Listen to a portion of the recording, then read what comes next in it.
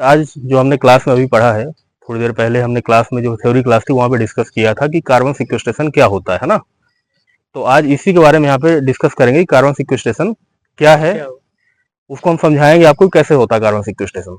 तो देखिए, जैसे हमने आपको क्या बताया था कि मतलब कि स्टोरेज, कार्बन सिक्वेस्ट्रेशन क्या होता है कि long term storage of the carbon dioxide, यानी जो एटमॉस्फेयर में क्या है आपके कार्बन डाइऑक्साइड है।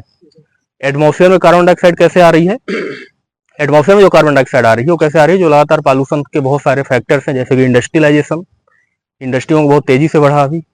इसके बाद जो व्हीकल्स द्वारा एमिशन होता है, जो हमारे गाड़ियां होती हैं, वाहन होते हैं जो इमिट करते हैं, ठीक है, CO2 को वहां से निकलता है। अगर हम कोई चीज को जला देते हैं फोजियल फ्यूल, उससे भी क्या होता है आपका कि CO2 काफी रिलीज होता है एटमॉस्फेयर में। ऐसे ही आप देखेंगे कि शोषण करने से, यानी कि रिस्पिरेशन से, चाहे वो पौधे रिस्पिरेशन कर रहे हो, चाहे एनिमल कर रहे हो, चाहे कोई भी माइक्रोऑर्गेनिज्म कर रहा हो, चाहे वो इंसान कर रहे हो, उससे भी हम क्या रिलीज करते हैं एटमॉस्फेयर में, CO2 रिलीज करते हैं। तो लगातार क्या हो रहा है कि CO2 का लेवल क्या हो रहा है, बढ़ रहा है। और CO2 का लेवल बढ़ने से क्या हो रहा है कि कहीं ना कहीं क्लाइमेट चेंज की ओर हम जा रहे हैं, क्लाइमेट चेंज हो रहा है।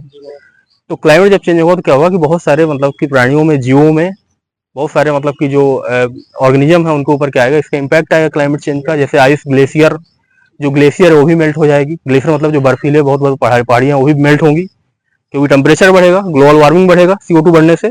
और जब ग्लोबल वार्मिंग और टेम्परेचर बढ़ेगा तो क्या होगा कि CO2 से आपका कि मतलब कि जो पिघल जाएंगे, जो बड़े बड़े आइस के बड़े बड़े सैलाब है वो भी पिघलेंगे और कहीं ना कहीं हमारी पृथ्वी को भी खतरा आ जाएगा।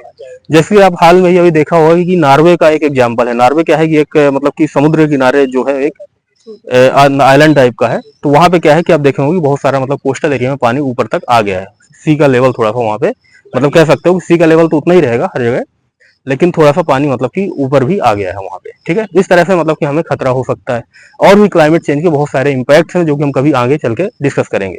तो आज की वीडियो हम चर्चा करेंगे यहाँ पे कि कार्बन सिक्वेस्ट्रेशन क्या होता है। कार्बन सिक्वेस्ट्रेशन एक कॉन्सेप्ट है, जो इन्वायरमेंट का कॉन्सेप्ट है, उसी के बारे में हम यहाँ पे डिस्कस करेंगे, ठीक है। क्योंकि आपको मैंने ऑलरेडी क्लास में थ्योरी में पढ़ाया था, यहाँ पे हम प्रैक्टिकली इसको देखते हैं कैसे होता है। तो देखिए, जैसे कि हमारे सामने क्या है, एक ग्रीन प्लांट है। क्या है, ग्रीन प्लांट है।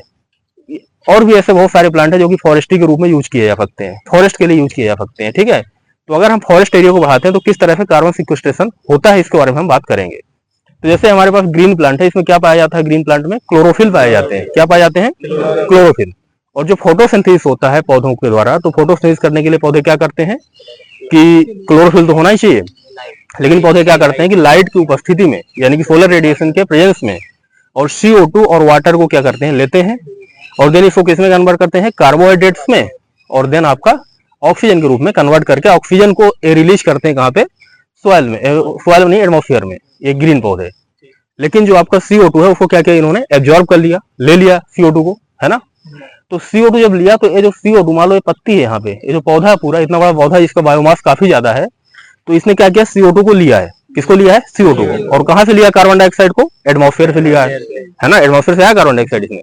और जब एटमॉस्फेयर से इसमें कार्बन डाइऑक्साइड आया है तो इसने क्या किया कि इसके अंदर कार्बन डाइऑक्साइड क्या हो गया, स्टोर हो गया। इसके अंदर क्या है, कार्बन डाइऑक्साइड स्टोर है। अब स्टोर है तो इसमें मतलब कार्बन डाइऑक्साइड ऑलरेडी थोड़ा बहुत कम हुआ होगा एटमॉस्फेयर से। ऐसे ही हम जितना ज्यादा ग्रीन एरिया बढ़ाएंगे, जितने ज्यादा फॉरेस्ट का एरिया बढ़ाएंगे, जितना हम पौधे लगाएंगे, जितना ज्यादा हम वृक्ष लगाएंगे, उतना ही हमारा चांस रहेगा कि हम क्या कर सकते हैं, क्लोरो मतलब कि CO2 को कम कर सकते हैं, कार्बन को इमिट कर सकते हैं, क्लाइमेट चेंज की ओर जो हम जा रहे हैं उससे हम बच सकते हैं। बात क्लियर है आपको। अब इसको क्या करेगा, कार्बन सिक्वेस्ट्रेशन का जो कॉन्सेप्ट है हमारा, तो इसमें क्या होगा, CO2 जो है हमारा पौधों ने लिया। अब यही CO2 क्या होगी कि एज ए कार्बन, ये जो क्या है कार्बन है, एज ए कार्बन क्या होगा, यहाँ पे जमीन में जाके सेटल डाउन हो गया। यहाँ पे आप देख रहे होंगे जमीन में बहुत सारी पत्तियां पड़ी हुई है, ठीक है ना। इसके अंदर क्या था, CO2 था ना, CO2। तो ये CO2 क्या हुआ, जाके कहाँ पे सेटल हो रहा है, ग्राउंड लेवल में सेटल हो रहा है।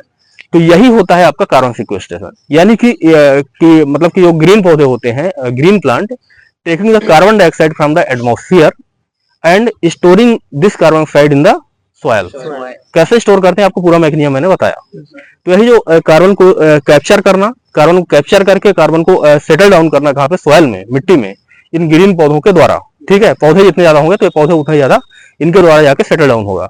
यही जो कॉन्सेप्ट होता है हमारा कार्बन सिक्वेस्ट्रेशन का कॉन्सेप्ट है। और कार्बन सिक्वेस्ट्रेशन एक बहुत इंपॉर्टेंट कॉन्सेप्ट है, जो कि एग्रो फॉरेस्ट्री का एरिया अगर हम बढ़ाएंगे, या कि हम फॉरेस्ट एरिया बढ़ाएंगे, ज्यादा से ज्यादा हम ग्रीन प्लांट लगाएंगे, तो हमारा कार्बन डाइऑक्साइड को इसके द्वारा कम किया जा सकता है, और साथ में ही आपका जो क्लाइमेट चेंज है उससे हम बच सकते हैं, ठीक है।